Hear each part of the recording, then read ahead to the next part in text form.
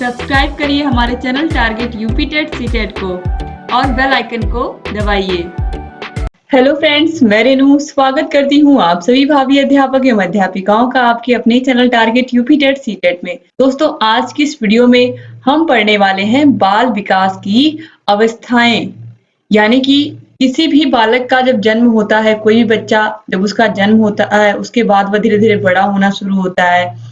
उसके बाद उसके अंदर क्या-क्या चेंजेस होते हैं, यानी कि क्या-क्या परिवर्तन होते हैं, किस तरीके से वह कब बोलना शुरू करता है, चलना शुरू करता है, इसके अलावा स्कूल जाना कब शुरू करता है, क्या-क्या चीजें धीरे-धीरे उसके अंदर कैसे परिवर्तन आते हैं, किस तरीके के हार्मोन चेंजेस होते हैं, इन सभी के विषय में हम पढ़ेंगे। और ये जो अवस्थाएं हैं, आप में से ऐसा कोई प्रशिक्षु नहीं है जो इन अवस्थाओं से नहीं गुजरा है।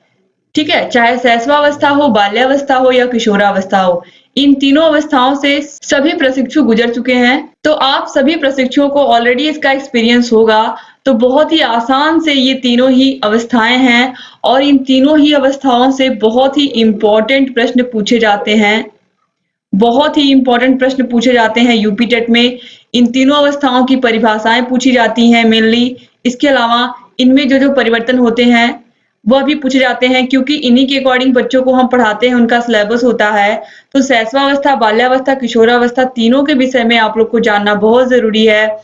तो दोस्तों, चलिए हम स्टार्ट करते हैं शैशवावस्था से। तो ये तीनों अवस्थाएं बाल विकास की अवस्थाएं हैं और इन तीनों से आप सभी लोग इसके विषय में ऑलरेडी जानते भी हैं। तो चलिए सबसे पहले हम शैशवावस्था के विषय में पढ़ेंगे, जो कि जन्म से लेकर के 6 वर्ष तक मानी जाती है। कहीं-कहीं जन्म से लेकर के 0 से 5 वर्ष भी माना जाएगा। तो अगर जन्म से 6 वर्ष दिया होगा तो उन ऑप्शंस में जन्म से 5 नहीं दिया होगा। ठीक है, आप लोग जाने रहिए ताकि कहीं भी आपको कोई कंफ्यूजन ना हो। तो चलिए सबसे पहले हम शैशवावस्था के विषय में पढ़ेंगे। शैशवावस्था, जो कि इसको भी 2 भागों में बांटा गया है। पहला है शैशव काल और दूसरा है पूर्व बाल्यकाल। तो कभी-कभी एग्जाम में पूछता है दोस्तों कि जो पूर्व बाल्यकाल होता है उसकी अवस्था कितनी होती है। तो पूर्व बाल्यकाल की अवस्था 3 से 6 वर्ष होती है, या इसे हम पूर्व बाल्यावस्था भी कहते हैं। इसे हम पूर्व बाल्यावस्था भी कहते हैं। एग्जाम में बहुत बार ये पूछा है कि पूर्व बाल्यावस्था कौन सी अवस्था होती है, पूर्व बाल्यकाल कौन सा अवस्था होती है। तो ये प्री चाइल्डहुड होता है, 3 से 6 वर्ष। तो याद रखिएगा। अब इसकी परिभाषाएं हम देखेंगे। शैशवावस्था की हम परिभाषाएं देखेंगे विभिन्न मनोवैज्ञानिकों के अनुसार। तो देखिए, शैशवावस्था को सीखने का आदर्श काल कहा गया है, यानी कि इस अवस्था में बच्चे को जो भी चीजें आप सिखाएंगे वो आसानी से बच्चे सीख लेते हैं, क्योंकि बच्चों के अंदर बहुत अधिक जिज्ञासा होती है, किसी भी चीज को वो तुरंत सीखना चाहते हैं। तो शैशवावस्था को सीखने का आदर्श काल कहा जाता है। किसी भी व्यक्ति के बारे में, किसी भी खिलौने के बारे में, किसी भी चीज के बारे में बच्चे कुछ ना कुछ सर्च करते रहते हैं। तो इस तरीके से अगर देखा जाए तो शैशवावस्था को सीखने का आदर्श काल कहा जाता है। इसके अलावा मनुष्य को जो कुछ भी बनना होता है वह प्रारंभ के 4 से 5 वर्षों में बन जाता है। यह कथन है फ्रायड का, और यह बहुत ही इंपॉर्टेंट कथन है दोस्तों। मोस्ट इंपॉर्टेंट कथन है कि मनुष्य को जो कुछ भी बनना होता है वह प्रारंभ के 4 से 5 वर्षों में बन जाता है। यह कहना है फ्रायड का। यानी कि इन्होंने पूरी तरीके से ये बात यहाँ पर कही है कि जो शैशवावस्था होती है इसमें हमें बच्चों का बहुत अच्छे से ख्याल रखना चाहिए। यानी कि 0 से लेकर के 6 वर्ष तक की या 0 से लेकर के 5 वर्ष तक की जो अवस्था होती है शैशवावस्था, इसमें बच्चे का बहुत ख्याल रखना चाहिए। बच्चे को अच्छे से अच्छा भोजन देना, इसके अलावा उसके विकास का पूरा ख्याल रखना, उसको सही आदतें सिखाना और सही एनवायरनमेंट में रखना बहुत जरूरी होता है। तो इसीलिए फ्रायड ने कहा है कि मनुष्य को जो कुछ भी बनना होता है वह प्रारंभ के 4 से 5 वर्षों में बन जाता है, क्योंकि ये वर्ष बहुत ही महत्वपूर्ण होते हैं एक बच्चे के लिए। अब इसके बाद दोस्तों एडलर का कथन है, शैशवावस्था द्वारा जीवन का पूरा क्रम निश्चित होता है। जो शैशवावस्था होती है यही बालक का पूरा जीवन क्रम निश्चित करती है। तो ये एडलर का कथन है। ये तीनों ही कितने महत्वपूर्ण है आप देख सकते हैं। इसके बाद है 3 से 6 वर्ष के बालक प्रायः अर्ध स्वप्नों की हालत में होते हैं। यह कथन है थॉर्नडाइक का, और ये भी इंपॉर्टेंट है दोस्तों। 3 से लेकर के 6 वर्ष तक के बालक, यहाँ पर किसकी बात की गई है? पूर्व बाल्यकाल की बात की गई है। 3 से 6 वर्ष में कौन सा काल आता है? पूर्व बाल्यकाल आता है। और शैशव काल जन्म से 3 वर्ष, तो 3 से 6 वर्ष पूर्व बाल्यकाल, याद रखिएगा। तो यहाँ पर आप देखिए, तो 3 से लेकर के 6 वर्ष के बालक प्रायः अर्ध स्वप्नों की हालत में होते हैं, यानी कि उनको जो भी चीजें आप दोगे, जैसे कि बहुत सारे खिलौने ऐसे होते हैं जो रियल में वैसी कोई आकृति होती ही नहीं है, लेकिन बच्चों को वही खिलौने बहुत अच्छे लगते हैं, वही वही सारी चीजें उसको बहुत पसंद होती हैं। तो इस तरीके से यहाँ पर बताने की कोशिश की गई है कि 3 से 6 वर्ष के जो बालक होते हैं वह प्रायः अर्ध स्वप्नों की हालत में होते हैं। इसके बाद रूसो का क्या कथन है, बालक के हाथ पैर और नेत्र उसके प्रारंभिक शिक्षक होते हैं। यहाँ पर ऐसी बात क्यों की गई है कि हाथ पैर और नेत्र उसके प्रारंभिक शिक्षक होते हैं। जैसे कि मान लीजिए कोई कोई भी वस्तु, या मान लीजिए कोई तवा या कोई कढ़ाई रखा गया है गैस पर, उसको गैस से उतारा गया, उसको जैसे गैस चूल्हे से उतारा गया और बच्चे को ये पता ही नहीं है कि जलना क्या होता है, क्योंकि बच्चा भी बहुत छोटा है, वो शैशवावस्था में है। तो बच्चा गया किचन में, नीचे बर्तन रखा होता है, उसने बर्तन को छू दिया, तो वो क्या होगा, जल जाएगा। तो जल जाएगा तो उसे जलने से क्या, उसने हाथ लगाया तो हाथ क्या, हाथ हाथ तो उसके शरीर का ही एक अंग है, तो उसका हाथ जल गया। तो उसे ये समझ में आ गया कि जो गर्म चीजें होती हैं उनसे दूर रहना चाहिए। तो ये सब क्या हो गए, उसके हाथ पैर नेत्र, चाहे हाथ हो पैर हो या आंखें हो, यही सब क्या होते हैं, उस बच्चे के प्रारंभिक शिक्षक होते हैं। आप वो बच्चे खुद ही बहुत सारी चीजें सीख लेते हैं कि क्या उनके लिए सही है क्या गलत है। ठीक है, तो इस तरीके से हाथ पैर और नेत्र क्या होते हैं, बच्चे के शिक्षक होते हैं। तो इस तरीके से अब हम आगे बढ़ेंगे, शैशवावस्था की प्रमुख विशेषताओं को देखेंगे कि शैशवावस्था की प्रमुख विशेषताएं कौन-कौन सी होती हैं। इस अवस्था में एक बच्चे के अंदर कौन-कौन से चेंजेज आते हैं और कौन-कौन सा विकास होता है। तो शारीरिक विकास बहुत तेजी से होता है। जन्म के समय बच्चा कैसा होता है और जब बच्चा 6 वर्ष का होता है तब कैसा होता है, तो आपको खुद ही समझ में आ जाएगा कि जन्म के समय बच्चा कितना छोटा होता है और 6 वर्ष की अवस्था में वो कितना लंबा हो जाता है। तो शारीरिक विकास बहुत तेजी से होता है। इसके अलावा मानसिक विकास भी बहुत तेजी से होता है, बच्चे बहुत सारी चीजें सीख लेते हैं। तो इस तरीके से मानसिक विकास भी होता है, सीखने की तीव्रता बहुत होती है, वो बहुत सारा क्वेश्चन पूछते हैं। जिनके घर में छोटे बच्चे होंगे उन्हें ये बात पता होगी कि लगातार कुछ ना कुछ वो हमेशा सीखने की कोशिश करते हैं। तो सीखने की तीव्रता होती है, जिज्ञासा की प्रवृत्ति बहुत होती है। कोई भी वस्तु ये टेढ़ी क्यों है, इसका आकार ऐसा क्यों है, बहुत सारी बातें बच्चे पूछते रहते हैं। तो इसके बाद देखिए यहाँ पर स्वप्रेम की भावना, यानी कि अपने आप से प्रेम करने की भावना बहुत ज्यादा होती है इन बच्चों के अंदर। ठीक है, इसके बाद पर निर्भरता, स्वाभाविक सी बात है कि दूसरों पर ही निर्भर रहेंगे, अपने माता पिता पर ही निर्भर रहेंगे, चाहे उन लोगों को नहलाना हो खिलाना हो, बहुत सारी चीजें हैं जो अपने माता पिता पर ही बच्चे निर्भर रहते हैं। इसके अलावा संवेगों का प्रदर्शन, क्रोध, प्रेम, पीड़ा, भय, जैसे शैशवावस्था में अब 0 से 6 वर्ष यानी कि जन्म से 6 वर्ष तक की अवस्था होती है। तो अगर बच्चा किसी खिलौने को लेकर खेल रहा है और उसके खिलौने को किसी ने छीन लिया, तो क्या करेगा, वो बहुत तेजी से क्रोध करेगा और क्या करेगा, रोने लगेगा, गुस्सा होगा। ठीक है, और प्रेम भी बहुत जल्दी बच्चे दिखाते हैं। इसके अलावा पीड़ा और भय, भय मतलब उनको अगर आप किसी चीज से डरा दोगे तो वो डर जाते हैं। तो ये सब चीजें भी होती हैं बच्चों के अंदर। तो संवेग बहुत जल्दी आता है, यानी कि कब वो गुस्सा हो गए, कब वो उनके उनके पसंद का आप कोई सामान ले आएंगे तो वो तुरंत फिर खुश हो जाएंगे। तो इस तरीके से संवेगों का प्रदर्शन करते हैं। सामाजिक भावना का विकास होता है, धीरे धीरे वो सामाजिक भावनाओं के अंदर, यानी कि वो रिश्तों को समझने लगते हैं, जैसे कि अपने माता पिता ही नहीं बल्कि दादी बाबा बुआ फूफा इन सब के विषय में धीरे धीरे सामाजिकता, आस पड़ोस के लोगों को भी पहचानने लगते हैं, जानने लगते हैं। इसके अलावा अनुकरण द्वारा सीखने की प्रवृत्ति होती है, यानी कि सीख करके वो दूसरों को देख करके बहुत जल्दी चीजों को सीख जाते हैं। कोई क्या काम कर रहा है उसको देख करके वो भी उसी तरीके से चलने की कोशिश करते हैं, उसी तरह से काम को करने की कोशिश करते हैं। जैसे कि छोटे बच्चे को आप देखोगे, उसकी मम्मी झाड़ू लगा रही है तो वो भी कोशिश करेगा हम इस तरीके से झाड़ू लगाएं, या फिर अगर बच्चा देख रहा है कि उसकी माँ रोटी बना रही है तो वो भी सोचेगा कि हमको भी रोटी बनानी है, तो वो देख करके करने वही सारी चीजें वो भी करने की कोशिश करेगा। इसके अलावा काम प्रवृत्ति होती है बच्चों के अंतर्गत, और इन बच्चों के अंदर इसके अलावा नैतिक विकास बीज के रूप में होता है। ये बहुत महत्वपूर्ण है। नैतिक विकास का मतलब है जब बच्चा जन्म से 6 वर्ष तक का होता है, शैशवावस्था में होता है, नैतिक विकास बहुत अच्छे से करने की जरूरत है। बच्चे के अंदर शुरू से ये बात समझानी है कि सच बोलना कितना जरूरी है, बड़ों का सम्मान करना, माता पिता का सम्मान, अपने बुजुर्गों का सम्मान करना कितना जरूरी है, ईमानदार रहना कितना जरूरी है, अपनी बात पर अटल रहना, अगर आप सही हो। ये सब बातें बच्चों को जब आप बचपन से सिखाओगे तो कहीं ना कहीं ये सब बातें आगे चल करके एक अच्छा इंसान बनाने में उसे मदद करेंगी। तो ये सारी चीजें एक शैशवावस्था के बच्चे के अंदर होती हैं। अब इसके बाद हम बाल विकास की अवस्थाओं में बाल्यावस्था के विषय में पढ़ेंगे, जो कि 6 से लेकर के 12 वर्ष तक मानी जाती है। बाल्यावस्था, अभी आपने शैशवावस्था के विषय में पूरा देख लिया।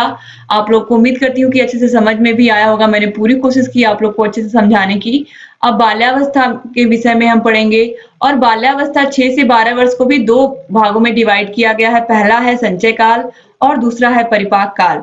ये दोनों ही कभी-कभी एग्जाम में ऐसे ही पूछता है कि संचय काल की जो अवधि होती है या संचय काल कितने वर्ष तक के बालकों को इसमें रखा जाता है। तो संचय काल में 6 से लेकर के 9 वर्ष तक के बच्चे आते हैं और परिपाक काल में 9 से लेकर के 12 वर्ष तक के बच्चे आते हैं। यानी कि 3-3 साल में क्या किया गया है, इन्हें डिवाइड कर दिया गया है। तो इस तरीके से अब देखिए, ये जो बाल्यावस्था है, इसे इस तरीके से भी एग्जाम में पूछा गया है कि प्राथमिक विद्यालय में प्रवेश की अवस्था कौन सी होती है? तो बाल्यावस्था होती है। ठीक है, तो बाल्यावस्था को ही क्या कहते हैं हम स्कूल में या विद्यालय में प्रवेश की अवस्था भी कहते हैं। तो आपको याद रखना है कि जो बाल्यावस्था होती है यही स्कूल में या विद्यालय में प्रवेश की अवस्था होती है एक बच्चे के प्राइमरी स्कूल में। आप सभी को पता है जब बच्चा 6 साल का होता है तभी हम एडमिशन लेते हैं स्कूल में। तो आप लोग को अच्छे से इस बात को ध्यान में रखना है, क्योंकि आप सभी लोग टीचर बनोगे तो इस बात का आपको खास ख्याल रखना है कि बच्चा जब 6 साल का होगा तभी उसका एडमिशन हमें स्कूल में करना है। ठीक है, तो संचय काल 6 से लेकर के 9 वर्ष तक हो गया, परिपाक काल 9 से लेकर के 12 वर्ष तक हो गया। अब देखिए, अब इसकी परिभाषाएं अलग-अलग मनोवैज्ञानिकों के अनुसार दी गई हैं। पहला है बाल्यावस्था। कोल और ब्रूस के अनुसार बाल्यावस्था जीवन का अनोखा काल है, मोस्ट इंपॉर्टेंट है। दोस्तों, आप लोग सोच रहे होंगे कि मैं बहुत सारी चीजें मोस्ट इंपॉर्टेंट कह रही हूँ, लेकिन वाकई जितनी भी परिभाषाएं हैं, चाहे शैशवावस्था की हो, चाहे बाल्यावस्था की हो या किशोरावस्था की हो, सब बहुत इंपॉर्टेंट हैं और इन सभी परिभाषाओं को आप सभी लोगों को याद करना होगा और बहुत लंबी नहीं है तो आसानी से आप इनको याद भी कर सकते हैं। तो बाल्यावस्था को अनोखा काल किसने कहा है? तो अनोखा काल कहा है कॉल एवं ब्रूस ने। अब रॉस के अनुसार बाल्यावस्था मिथ्या परिपक्वता का काल है। ठीक है, मिथ्या परिपक्वता का काल है। और रॉस ने ही फिर एक और परिभाषा दी है, शारीरिक एवं मानसिक स्थिरता बाल्यावस्था की सबसे बड़ी विशेषता है। शारीरिक एवं मानसिक स्थिरता होती है इस अवस्था में, तो इसीलिए इसे क्या कहा है? बाल्यावस्था की सबसे बड़ी विशेषता कहा है। किसने? रॉस ने। अब देखिए, जो बाल्यावस्था होती है इसमें मुख्य रूप से बच्चों की विशेषताएं कौन कौन सी होती है, तो मैंने आप लोगों को क्लासेस में भी बताया था कि जो ये बच्चे होते हैं जब ये 6 वर्ष से 12 वर्ष तक की अवस्था में होते हैं तो इनके अंदर खेल खेलने की बहुत ज्यादा प्रवृत्ति होती है। टीम में खेलते हैं, अपना एक टीम बना लेते हैं। इसके अलावा बच्चे संग्रह की प्रवृत्ति रखते हैं। संग्रह का मतलब जो यहाँ पर फर्स्ट पॉइंट में दिया है, संग्रह की प्रवृत्ति, जैसे कि जो लड़कियां होती हैं वो क्या करती हैं? वो ढेर सारे गुड्डी गुड़ियों का खेल खेलती हैं। इसके अलावा अपनी चीजों को, अपने खिलौनों को इकट्ठा करके रखना चाहती हैं, सोचती हैं कि किसी को हम ये खिलौने अपने ना छूने दें। सेम यही चीज लड़कों के साथ होती है। वो जो भी स्पोर्ट खेलते हैं या जो भी खेल खेलते हैं वो सोचते हैं, जैसे कि मैंने एग्जांपल के माध्यम से आपको पहले भी बताया है कि अगर बच्चा क्रिकेट में इंटरेस्टेड है तो वो ढेर सारी बॉल इकट्ठा करेगा, या कोई भी खेल खेलेगा तो उसके इंस्ट्रूमेंट्स को इकट्ठा करना चाहेगा कि जितने मेरे पास हो जाए उतना ही अच्छा, जितने बैट हो जाए मेरे पास, जितने बॉल हो जाए। ठीक है, तो बच्चों के अंदर संग्रह की प्रवृत्ति होती है। वो दूसरों को दिखाना चाहते हैं कि ये देखो मेरे पास इतना सामान है या मेरे पास इतने खिलौने हैं। तो बच्चों के अंदर संग्रह की प्रवृत्ति होती है 6 से लेकर के 12 वर्ष तक की अवस्था में, बाल्यावस्था में। इसके अलावा शैक्षिक दृष्टि से बालक के निर्माण की अवस्था होती है। यही इंपॉर्टेंट है, मोस्ट इंपॉर्टेंट है कि शैक्षिक दृष्टि से बालक के निर्माण की अवस्था होती है। यही 6 से 12 वर्ष तक की जो अवस्था होती है, इसी में हमें पता चलता है कि बालक कितना ग्रोथ कर रहा है, क्योंकि बच्चा एडमिशन ले रहा है। तो ये जो 6 से 12 वर्ष तक की अवस्था है, बच्चा इसमें कितना सीख पा रहा है, यानी कि अगर देखा जाए तो बालक के निर्माण की अवस्था है, बालक के भविष्य के करियर के निर्माण की अवस्था भी कह सकते हैं। इसके अलावा मानसिक विकास बहुत ही तेजी से होता है इस अवस्था में। चौथा है वास्तविक जगत में प्रवेश करता है बच्चा। वास्तविक जगत से मतलब कि वह पहली बार स्कूल में आता है। तरह तरह के बच्चे आते हैं स्कूल में, अलग अलग इन्वायरमेंट से आते हैं। सभी बच्चों के घर का इन्वायरमेंट सेम नहीं होता है, हर एक बच्चा अलग अलग इन्वायरमेंट से आता है। तो बच्चे कहीं ना कहीं सामाजिकता सीखते हैं स्कूल में आकर। इसके अलावा रचनात्मक कार्यों में आनंद लेते हैं। बच्चों को क्राफ्ट, ड्राइंग, ये सब चीजें सिखाई जाती हैं। स्कूल में पहली बार आते हैं तो इन सब चीजों में वो आनंद लेते हैं, इन सब कार्यों में। इसके अलावा बाल्यावस्था में भाषा में रुचि दिखाते हैं। धीरे-धीरे वो भाषा को सीखना चाहते हैं, जो भाषा टीचर उन्हें सिखाते हैं। सामूहिक खेलों में रुचि लेते हैं, यानी कि ग्रुप स्पोर्ट्स खेलने में उन्हें अच्छा लगता है, जैसे कि खो-खो हुआ या क्रिकेट हुआ, ये सब खेल जिसमें समूह में बच्चे खेलते हैं, हॉकी हुआ, फुटबॉल हुआ, ये सब बच्चों को बहुत पसंद होता है।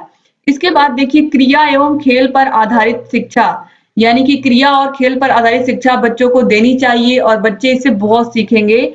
तो ये अगर हम बच्चों को सिखाते हैं बाल्यावस्था में, खेल-खेल में शिक्षा भी जिसे हम कहते हैं, एक्टिविटीज़ के माध्यम से शिक्षा कहते हैं, तो बच्चे आसानी से सीखेंगे। जैसे कि मॉन्टेसरी शिक्षण विधि, डाल्टन शिक्षण विधि, किंडरगार्टन आदि, इन सभी विधियों से जब हम बच्चों को पढ़ाते हैं, तो वो आसानी से सीखते हैं।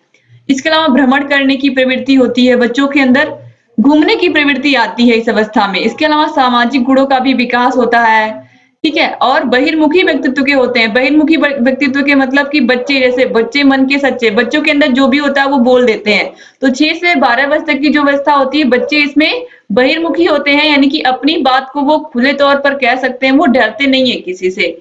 तो जो बहिर्मुखी व्यक्तित्व के बच्चे होते हैं, वो बिल्कुल खुले विचारों के होते हैं और अपने मन में वो कुछ नहीं रखते हैं, जो भी चीज़ें होती हैं वो सामने बोल देते हैं। तो ये बहिर्मुखी व्यक्तित्व के बच्चों की क्वालिटी हो गई। अब यहाँ पर मैंने कुछ बाल्यावस्था के क्वेश्चंस लिए हैं, जिनको आप लोगों को जिनका आंसर करना है। जैसे कि जीवन का अनोखा काल किसे कहते हैं? तो अभी आपने देखा है, जीवन का अनोखा काल किसने कहा है बाल्यावस्था को? कॉल एवं ब्रूस ने कहा है। तो जीवन का अनोखा काल किसे कहते हैं? बाल्यावस्था को कहते हैं। फिर है क्वेश्चन नंबर 2, चुस्ती फुर्ती का काल किसे कहते हैं? तो बाल्यावस्था को ही हम क्या कहते हैं? चुस्ती फुर्ती का भी काल कहते हैं, क्योंकि इस अवस्था में बच्चों के अंदर बहुत एनर्जी होती है। इसके अलावा गंदी आयु किसे कहते हैं? तो ये भी हम बाल्यावस्था को ही कहते हैं, याद रखिएगा। क्वेश्चन नंबर 4 है, किस अवस्था में बालकों में समूह की भावना आ जाती है? तो यह बाल्यावस्था में ही आ जाती है, ग्रुप में रहना सीख जाते हैं बच्चे। यानी कि जिस तरीके का बच्चे का स्वभाव होता है, वो उसी तरीके के फ्रेंड्स बना लेते हैं और उन्हीं के साथ वो ग्रुप में खेल खेलते हैं। फिर इसके बाद जो लास्ट अवस्था है वो है किशोरावस्था, 12 से लेकर के 18 वर्ष या कहीं-कहीं 13 से लेकर के 19 वर्ष भी आपको मिलेगा, तो आपको कंफ्यूज नहीं होना है। तो चलिए किशोरावस्था एडोलसेंस के विषय में हम पढ़ेंगे और यह मोस्ट इम्पोर्टेंट है, इससे भी बहुत सारे क्वेश्चन आते हैं दोस्तों। तो किशोरावस्था को भी हम ध्यान से पढ़ेंगे और एग्जाम में आता है कि किशोरावस्था का सर्वप्रथम अध्ययन किसने किया था? तो स्टैनले हॉल ने किया था और स्टैनले हॉल ने सबसे ज्यादा स्टडी की है किशोरावस्था के विषय में, इसीलिए इनकी परिभाषा मोस्ट जितनी बार भी मैं मोस्ट लगाऊं कम है, क्योंकि इतनी बार एग्जाम में पूछा गया है और बार-बार पूछता है कि ये परिभाषा किसने दी है। परिभाषा से अभी आप परिचित होंगे। तो दोस्तों याद रखिएगा, स्टैनले हॉल रहने वाले कहाँ के थे? यह अमेरिका के रहने वाले थे और इन्होंने परिभाषा में क्या कहा है, चलिए हम देखते हैं। दोस्तों स्टैनले हॉल की जो परिभाषा है वो है, किशोरावस्था बड़े ही संघर्ष, तनाव, तूफान और विरोध की अवस्था है। स्टैनले हॉल ने कहा है कि जो किशोरावस्था होती है वह बड़े ही संघर्ष, तनाव, तूफान और विरोध की अवस्था। आपको 4 वर्ड याद रखने हैं। कौन-कौन से? संघर्ष, तनाव, तूफान, विरोध। संघर्ष, तनाव, तूफान, विरोध। संघर्ष, तनाव, तूफान, विरोध। यही 4 अक्षर आपको याद रखने हैं, यही 4 वर्ड आपको याद रखने हैं। किशोरावस्था बड़े ही संघर्ष, तनाव, तूफान और विरोध की अवस्था है। यह किसने कहा है? स्टैनले हॉल ने कहा है। कभी-कभी एग्जाम में पूछ लेता है कि स्टैनले हॉल के द्वारा जो परिभाषा दी गई थी वह किस अवस्था के लिए दी गई थी? तो याद रखिएगा, किशोरावस्था के लिए दी गई थी। इन्होंने किशोरावस्था के विषय में बहुत ज्यादा अध्ययन किया था। अब इसके बाद जो दूसरी परिभाषा है वो है किलपैट्रिक की। इस बात पर कोई मतभेद ही नहीं हो सकता है कि किशोरावस्था जीवन का सबसे कठिन काल है। सबसे कठिन काल है, क्यों कहा गया है? किशोरावस्था में बच्चे सोचते हैं कि हम बिल्कुल स्वतंत्र रहें। वो सोचते हैं कि हमें हमारे बड़ों से डांट ना पड़े या कोई हमें कुछ कहे ना, हम बिल्कुल स्वतंत्र होकर के जीना चाहते हैं, अपनी दुनिया खुद बनाना चाहते हैं। बच्चे एक तरीके से अगर देखा जाए तो वो कल्पना की दुनिया में रहते हैं। वो कुछ बच्चे तो ऐसे होते हैं जो थोड़ा धार्मिक भी हो जाते हैं, या कुछ बच्चे ऐसे होते हैं जो समस्यात्मक बालकों के अंतर्गत आते हैं या अपराधी बच्चों की श्रेणी में चले जाते हैं। कुछ बच्चे ऐसे होते हैं जो अपने करियर को लेकर के बहुत परेशान रहते हैं। ये ऐसी अवस्था होती है 12 से लेकर के 18 वर्ष। इस अवस्था में बहुत सारे बच्चे अपने करियर को लेकर के भी परेशान होते हैं। इसके अलावा बहुत सारे ऐसे बच्चे होते हैं जो अपनी बातों को कह नहीं पाते हैं, किस समस्या से वो ग्रसित हैं। तो जो ये अवस्था होती है इसमें हार्मोनल चेंजेस होते हैं, चाहे लड़के हों, लड़कियाँ हों, बहुत सारे परिवर्तन होते हैं शारीरिक रूप से भी और मानसिक रूप से भी जिससे बच्चे हैंडल नहीं कर पाते हैं। और इसे हम टीन एज भी कहते हैं, आपको पता है ना कि इसे हम क्या कहते हैं? टीन एज भी कहते हैं। तो टीन एज जो बच्चों के लिए होती है इसे हम क्या कहते हैं कि बहुत ही संवेदनशील होती है।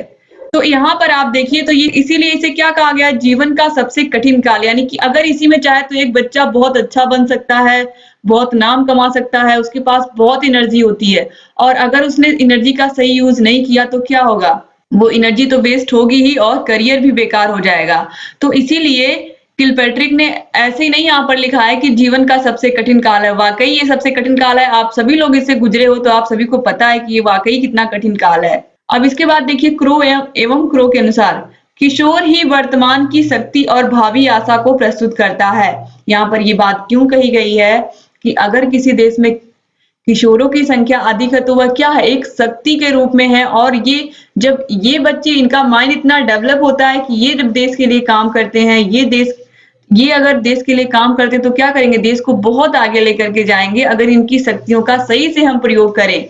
तो ये जो परिभाषा है स्टैनले हॉल की, किलपैट्रिक की, क्रो एंड क्रो की, इन सभी की परिभाषाओं को आप याद रखिएगा। स्टैनले हॉल और किलपैट्रिक की तो बिल्कुल मत भूलिएगा। अब किशोरावस्था के सिद्धांत यहाँ पर हैं। त्वरित विकास का सिद्धांत किसने दिया है? एग्जाम में पूछता है तो स्टैनले हॉल ने दिया है। और क्रमिक विकास का सिद्धांत किसने दिया है? तो थॉर्नडाइक और हॉलिंगबर्थ ने दिया है। तो एग्जाम में पूछता है क्रमिक विकास का सिद्धांत किसने दिया है? तो अगर थॉर्नडाइक नहीं है उस ऑप्शन में तो आप क्या लगाओगे? हॉलिंगबर्थ लगाओगे। तो दोनों को आप याद रखिएगा अच्छे से। अब इसके बाद चलिए हम किशोरावस्था की प्रमुख विशेषताओं को देख लेते हैं। तो यहाँ पर आप देखिए जो किशोरावस्था की प्रमुख विशेषताएं है, सबसे पहले देखिए चहुमुखी विकास अर्थात शारीरिक, मानसिक सभी प्रकार से बच्चों का विकास या सर्वांगीण विकास। इसके अलावा सामाजिक एवं संवेगात्मक विकास होता है। ऑलरेडी मैंने आपको बताया कि संवेग में परिवर्तन होता है, हार्मोनल चेंजेस होते हैं बच्चों के अंदर। इसके अलावा बुद्धि का अधिकतम विकास, ये जो 12 से 18 वर्ष तक की अवस्था होती है इसी में बुद्धि का अधिक से अधिक विकास होता है बच्चों के।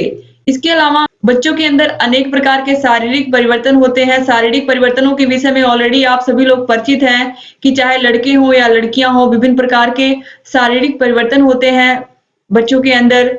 इसके अलावा व्यक्तिगत एवं घनिष्ठ मित्रता, ये पॉइंट बहुत इंपॉर्टेंट है। व्यक्तिगत एवं घनिष्ठ मित्रता, आप सभी लोगों ने फ्रेंड्स बनाए होंगे। आप सभी लोग स्कूल के जो टीन एज के जो फ्रेंड होते हैं 12 से 18 वर्ष में, इसमें मित्रता इतनी घनिष्ठ होती है कि कई बच्चे अपने माता पिता से जो चीजें नहीं कह पाते हैं वो अपने मित्रों से शेयर कर लेते हैं आसानी से। और ये जो मित्रता होती है टीन एज की वो जीवन भर बहुत घनिष्ठ बनी रहती है।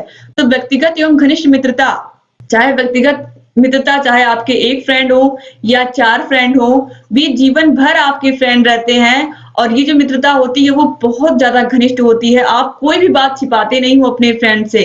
अब देखिए इसके बाद समलिंगीय एवं विषमलिंगीय समूह बनाना, यानी कि बच्चों के अंदर एक तरीके से देखा जाए तो वो समूह बनाने की कोशिश करते हैं। चाहे लड़के लड़कों का समूह हो, लड़के लड़कियों का समूह, यानी कि एक ग्रुप बनाना शुरू करते हैं वो लोग आपस में। एक तरीके से देखा जाए तो उस ग्रुप में ऐसे ही बच्चे होते हैं जिनका स्वभाव आपस में मिलता है। ठीक है। इसके अलावा जो मोस्ट इम्पोर्टेंट जो विशेषता है वो है व्यवसाय चुनाव की चिंता।